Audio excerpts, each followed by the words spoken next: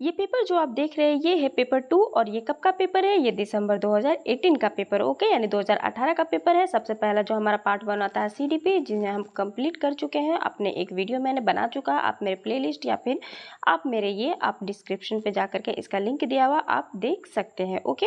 उसके बाद जो हमारा भाग 2 आता है, पार्ट 2 मैथमेटिक्स एंड साइंस, वो हमने नहीं किया है, वो हम नेक्स्ट वीडियो में ज़रूर करेंगे।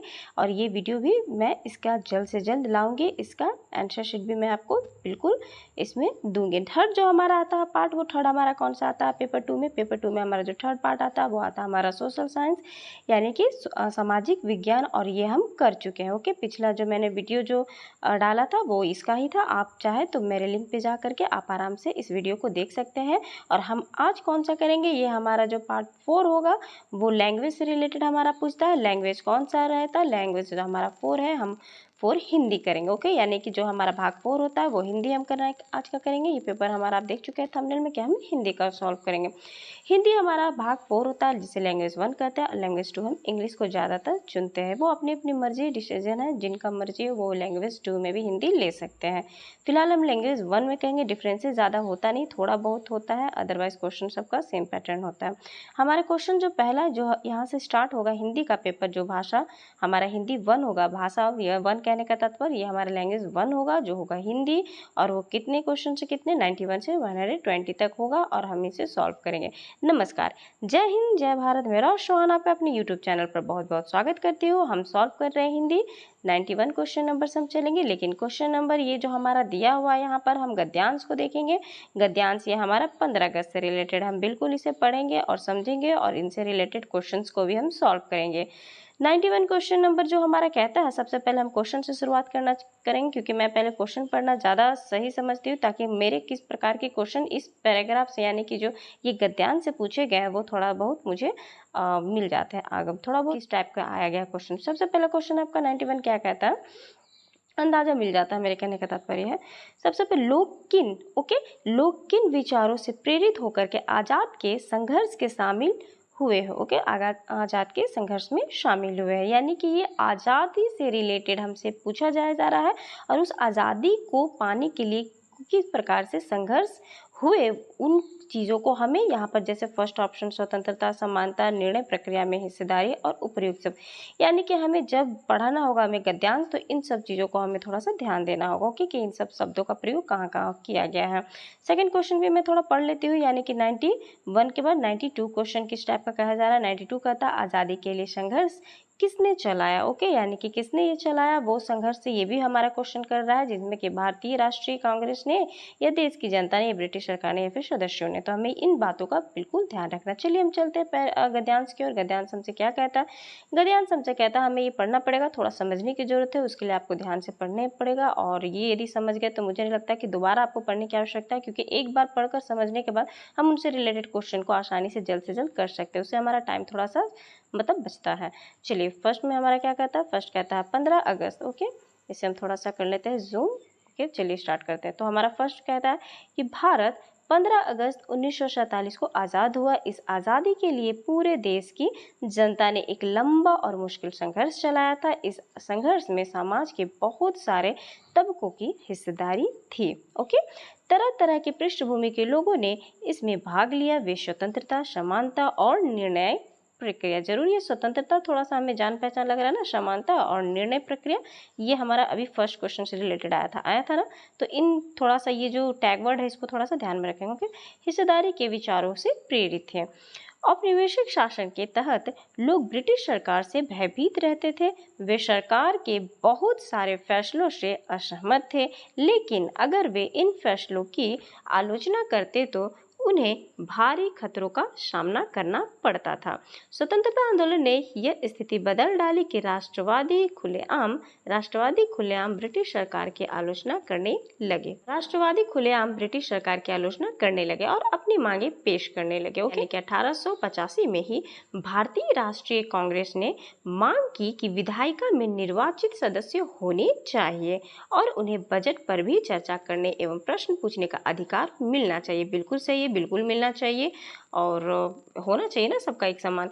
1909 में, कब? 1909 में, ओके। 1909 में बने गवर्नमेंट ऑफ इंडिया एक्ट ने कुछ हद तक निर्वाचित प्रतिनिधित्व की व्यवस्था को मंजूरी दे दी। ओके, यानी कि मंजूरी उन्हें मिल गई, कब मिली? 1909 में मिली। ओके, और 1885 में उन्हें डिमांड किया, ये 1909 में ये मिली, क्या चीज़ मिली? गवर्नमेंट, यानी कि गवर्नमेंट ऑफ इंडिया एक्ट ने ओके कुछ हद तक निर्वाचित प्रतिनिधित्व की व्यवस्था को मंजूरी दे दी थी। लेकिन यानी कि हालांकि ब्रिटिश सरकार के अंतर्गत बनाई गई ये शुरुआती विधायिका राष्ट्रवादियों के बढ़ते जा रहे जो दबाव के कारण ही बनी थी। ओके, यानी कि दबाव के कारण ये बनाया गया था, क्योंकि विधायिकाएं राष्ट्रवादियों के बढ़ते जा रहे दबाव के कारण ही बनी थी। ओके, ये लाइन को मैं रिपीट की। लेकिन इनमें से इनमें भी सभी के वयस्कों को न तो वोट डालने का अधिकार दिया गया था और न ही आम लोग निर्णय प्रक्रिया में हिस्सा ले सकते थे। ओके, काफ़ी सारे पॉइंट्स इन पैराग्राफ में हमने पढ़े। देखिए काफ़ी इंपॉर्टेंट पॉइंट्स आए ना। थोड़ा सा एक बार आपको ये समझ में नहीं आया तो आप एक बार फिर से इसको अच्छे से गहनता से पढ़े। ओके, क्योंकि इसमें काफ़ी इंपॉर्टेंट पॉइंट्स दिए हुए हैं इस गद्यांश में। चलिए हम पहला क्वेश्चन के साथ चलते हैं, जो कि 91 क्वेश्चन है हिंदी का। सबसे पहला क्वेश्चन आपसे क्या कहता है कि लोग यानी कि लोग किन विचारों से प्रेरित होकर आज़ादी के संघर्ष में शामिल हुए थे? कौन से ऐसे विचार थे जिनसे उनको प्रेरित मिला और वो संघर्ष करने लगे आज़ादी के लिए? तो ऑब्वियसली स्वतंत्रता के लिए, समानता के लिए और निर्णय प्रक्रिया में हिस्सेदारी के लिए। यानी कि हमारा उत्तर जो हो जाएगा वो हमारा उत्तर हो जाएगा कौन सा? पहला का उत्तर, यानी कि 91 का हमारा सही उत्तर हो जाएगा 4 नंबर। उपयुक्त सभी के लिए था ना, हमने पढ़ा था ना अभी ऊपर, यहाँ पर देख लीजिए ऊपर हमने पढ़ा था जो 15 अगस्त ये आया था। हाँ, यहाँ पॉइंट है, देखिए यहाँ स्वतंत्रता के लिए, समानता के लिए और निर्णय प्रक्रिया के हिस्सा के लिए। तो इट मीन्स इसको कुल मिलाकर के ये सभी के लिए हमारा आज़ादी के लिए संघर्ष शामिल हुए थे। 92 क्वेश्चन की ओर बढ़ते हैं। 92 क्वेश्चन हमसे क्या कहता है? 92 क्वेश्चन कहता है आज़ादी के लिए संघर्ष किसने चलाया था? यानी संघर्ष जो हुआ तो वो सबसे पहले आज़ादी के लिए किसने चलाया गया था, किनके द्वारा वो चलाया गया था?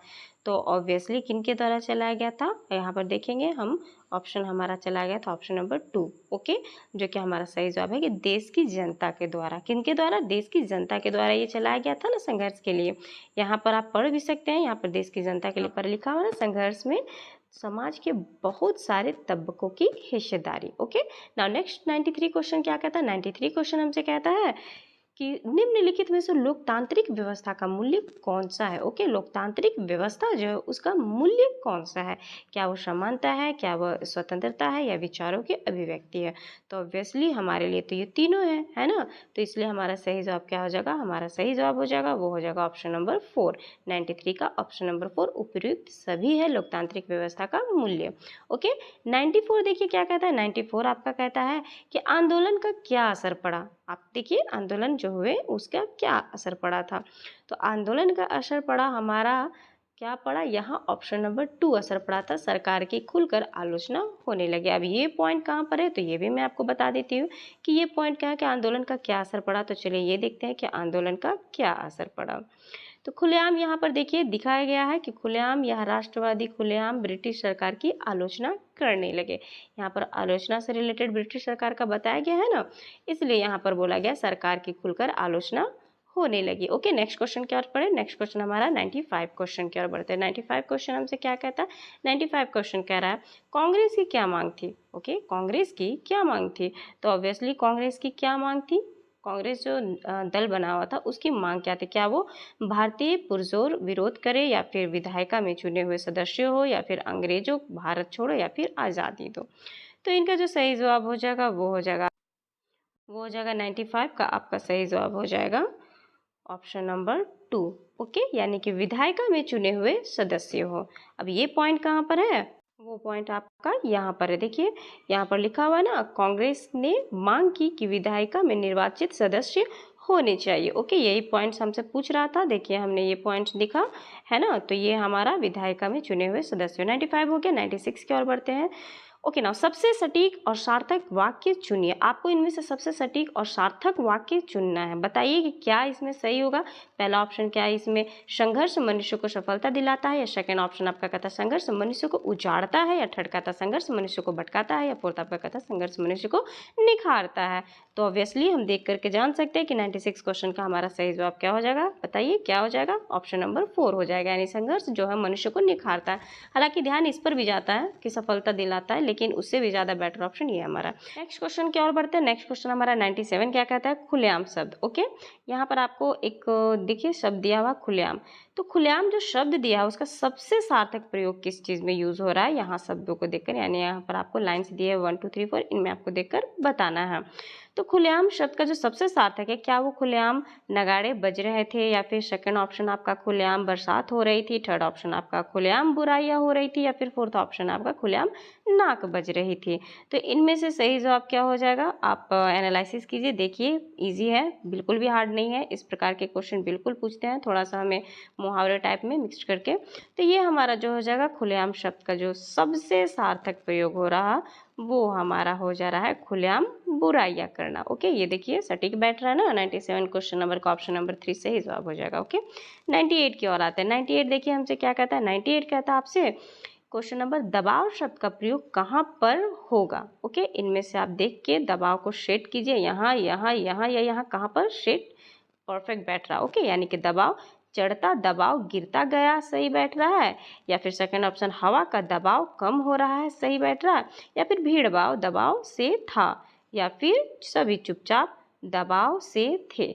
आप खुद देखिए, एनालिसिस कीजिए कौन सा सही बैठ रहा है। सही बैठ रहा है, मुझे तो ये सबसे सही लग रहा है। क्वेश्चन नंबर 98 का जो सही ऑप्शन हो जाएगा वो हो जाएगा आपका ऑप्शन नंबर 2, हवा का दबाव कम हो रहा था। ओके, तो दबाव का प्रयोग हम यहाँ करेंगे। ओके, इस ब्लैंक में। चलिए नेक्स्ट आ जाते हैं हम। नेक्स्ट हमारा है कविता। ओके, 99 से 105 के बीच में हमें ये मिलेगा। ओके, इनके द्वारा कविता से क्वेश्चंस मिलेंगे, और सबसे पहले हमें इसे जवाब को क्वेश्चंस को आंसर देने के लिए पहले हमें ये कविता को पढ़ना पड़ेगा, समझना पड़ेगा, तो ही हम इनसे रिलेटेड पूछे गए क्वेश्चंस के आंसर दे सकते हैं। ओके, यानी प्रश्न के उत्तर दे पाएंगे। सबसे पहले हमें ये थोड़ा सा कविता को पढ़ लेते हैं, उसके बाद हम आंसर में जाएंगे। मुख्य गायक के चट्टान जैसी भारी स्वर का साथ देती वह आवाज सुंदर कमजोर कांपती हुई थी। वह मुख्य गायक का छोटा भाई है या उसका शिष्य, या पैदल मुख्य गायक की गरज में वह अपनी गूंज मिलाता आया प्राचीन काल से। गायक जब अंतरे की जटिल तानों के जंगल में खो चुका होता है, या अपने ही सरगम को लांघ कर चला जाता है भटकता हुआ एक अनहद में, तब संगतकार ही स्थाई को संभाले रहता है। ओके, उसके बाद हमारा क्या कहता है। उसके बाद देखिए, जैसे समेटता हो मुख्य गायक का पीछे छूटा हुआ सामान, जैसे उसे याद दिलाता हो उसका बचपन, जब वह नौसिखिया था। तार सप्तक में जब बैठने लगता है उसका गला, प्रेरणा साथ छोड़ती हुई उत्साह अस्त होता हुआ आवाज से राख जैसा कुछ गिरता हुआ, तभी मुख्य गायक को ढाढ़स बंधाता कहीं से चला आता है संगतकार का स्वर। कभी कभी वह यूं ही दे देता उसका साथ, यह बताने के लिए कि वह अकेला नहीं है, और यह कि फिर से गाया जा सकता है गाया जा चुका राग, और उसकी आवाज में जो एक हिचक साफ सुनाई देता है, या अपने स्वर को ऊंचा न ठहराने उठाने की जो कोशिश है उसे विफलता नहीं, उसकी मनुष्यता समझा जाना चाहिए। ओके, ये हमारा कंप्लीट होता है। चलिए हम इनसे रिलेटेड क्वेश्चंस को करते हैं। सबसे पहला क्वेश्चन हमसे क्या कहता है, यानी कि 99, संगतकार के माध्यम से ओके कवि किस प्रकार के व्यक्तियों की ओर संकेत करना चाह रहा है। ओके, तो 99 का जो हमारा सही जवाब हो जाएगा वो हो जाएगा किस तरीके का संकेत हमसे कर रहा है, वो कर रहा है हमसे ऑप्शन नंबर 1 सहयोगी का। ओके, संगतकार के माध्यम से कवि सहयोगी जिस प्रकार सहयोगी के व्यक्तियों की ओर संकेत करना चाह रहा था, ओके, या कर रहा है। 99 के बाद हम आ जाते हैं 100। ओके, चट्टान जैसी भारी स्वर से क्या आशय है। है ना। यहाँ पूछ रहा है ना, चट्टान जैसी भारी स्वर से क्या आशय है, यानी क्या आशय बताना आपको।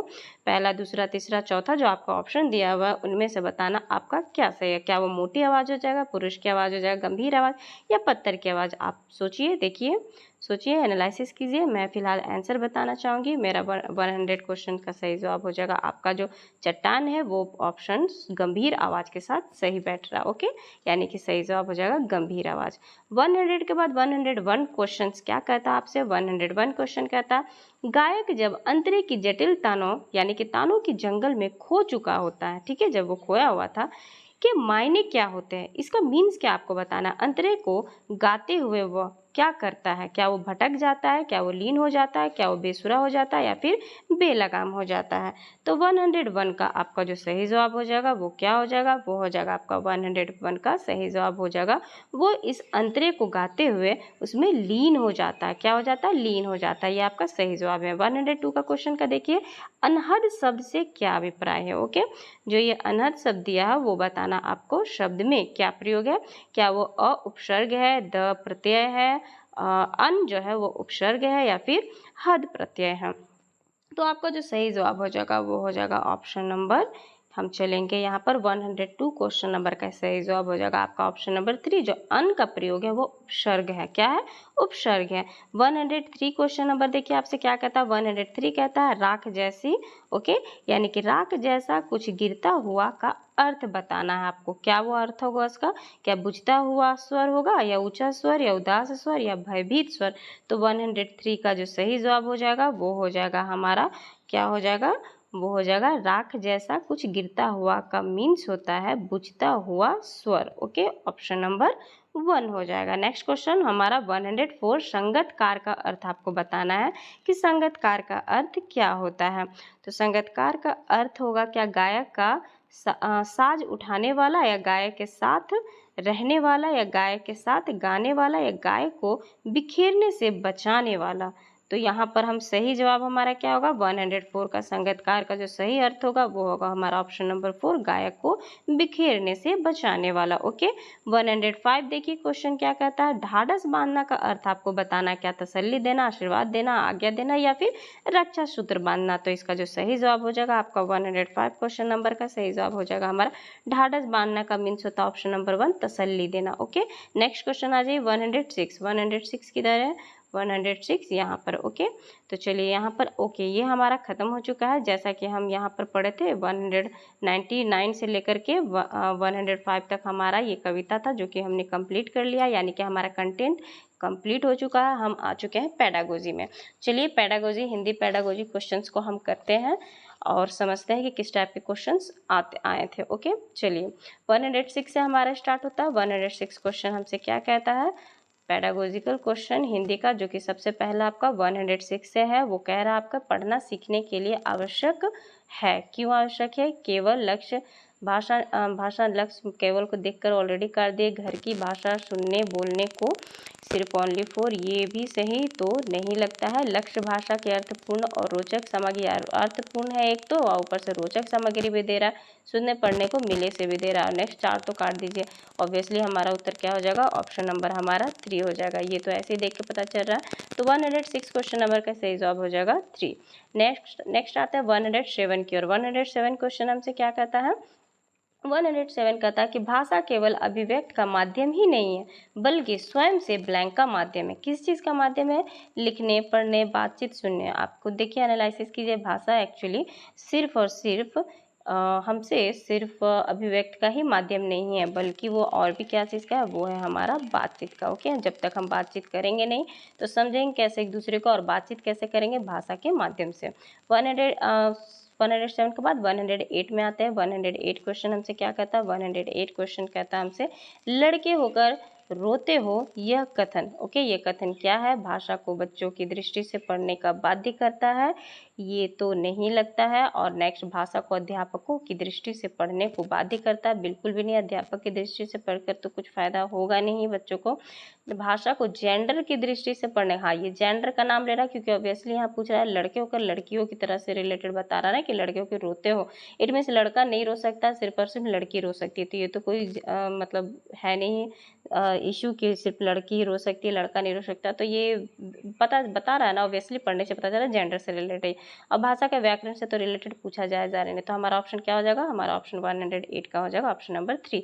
100 आ जाइए, 8 के बाद हमारा 109 क्वेश्चन। 109 क्वेश्चन हमसे क्या कहता है, 109 क्वेश्चन कहता है कि कहानी के संदर्भ में कौन सा कथन उपयुक्त लगता है। क्या वो कहानी में संवाद होना आवश्यक है, या कहानी में शुरुआत होना आवश्यक है, या कहानी में शुद्ध भाषा का होना आवश्यक है, कहानी में कथानक का होना आवश्यक है। तो आप बताइए किस चीज़ का होना जरूरी है। एक, जब भी कोई कहानी हो तो उसके संदर्भ में क्या सही चीज़ होना आवश्यक होता है।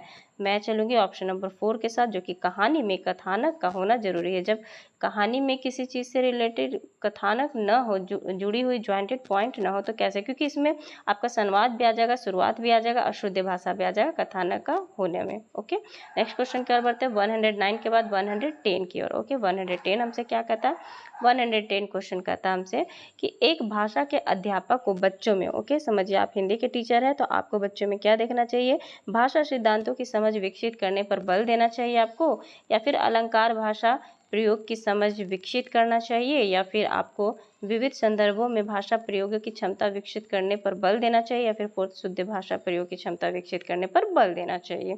तो आप बताइए आप क्या करना चाहेंगे। 110 क्वेश्चन का जो सही जवाब हो जाएगा वो हो जाएगा, हमें तो लगता है कि हमें ऑप्शन 3 के साथ चलना चाहिए, विविध संदर्भों में भाषा प्रयोग की क्षमता विकास करने पर बल देना चाहिए, ताकि सभी बच्चों में भाषा प्रयोग का विकास हो सके, उनकी क्षमता का जितना विकास हो, ताकि वो हर चीज़ों को समझ पाए। बाकी ये 3 ऑप्शन आपके क्या हो जाएंगे, ये 3 ऑप्शन आपके गलत हो जाएंगे।